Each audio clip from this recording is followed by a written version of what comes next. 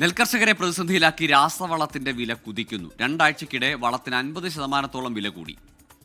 യൂറിയയ്ക്കും കടുത്ത ക്ഷാമമാണെന്ന് കർഷകർ പറയുന്നു. നെല്ല് സംഭരിച്ച ശേഷം പണം പോലും കിട്ടാതെ പ്രയാസപ്പെടുന്ന കർഷകരെ വീണ്ടും പ്രതിസന്ധിയിലേക്ക് തള്ളിവിടുകയാണ് രാസവളത്തിന്റെ വിലക്കയറ്റം. കഴിഞ്ഞ 3 ആഴ്ചയായി സംസ്ഥാനത്ത് രാസവളത്തിന്റെ വില 50% വർദ്ധിച്ചു. NPK വളത്തിന്റെ വില ചാക്കിന് 1500 നിന്ന് 2100 രൂപയായി. പൊട്ടാഷ് 1800 നിന്ന് 1975 രൂപ വരെയായി ഉയർന്നു. ആകെ സബ്സിഡി ലഭിക്കുന്ന യൂറിയയ്ക്കാകട്ടെ 300 രൂപയിൽ കൂടുതലായി. പാലക്കാട് ജില്ലയിൽ യൂറിയയ്ക്ക് കടുത്ത ക്ഷാമവും അനുഭവപ്പെടുന്നുണ്ട്. ഒന്നാം വിളയ്ക്ക് ഒരുക്കം നടത്തുന്ന നെൽകർഷകർ ഇതോടെ കടുത്ത പ്രതിസന്ധിയിലായി. ഇനി കൃഷി ചെയ്യണമെങ്കിൽ നെല്ല് എടുത്തിട്ടില്ല, എടുത്തതിന് പൈസ കിട്ടിയിട്ടില്ല, എന്ത് ചെയ്യുന്ന അറിയില്ല. കർഷകൻ്റെ കാര്യം എന്നും ബുദ്ധിമുട്ടാണ്. പുതിയ സർക്കാർ വന്ന ശേഷം മന്ത്രിസഭ കൂടി, അതിനുശേഷം കൃഷിമന്ത്രി സിദ്ദിഖ് ഇക്കാര്യത്തിൽ അടിയന്തരമായി ഇടപെട്ടിട്ട് വേണ്ട നടപടികൾ സ്വീകരിക്കാൻ വേണ്ടി പറഞ്ഞിട്ടുണ്ട്.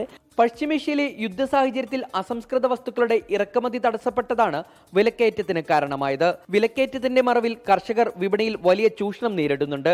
കൃഷി വകുപ്പിന്റെ സഹായത്തോടെ സഹകരണ സംഘങ്ങൾ വഴി ന്യായവിലയ്ക്ക് വളം ലഭ്യമാക്കാൻ സർക്കാർ ഇടപെടണമെന്നാണ് കർഷകരുടെ ആവശ്യം. 24 പാലക്കാട്.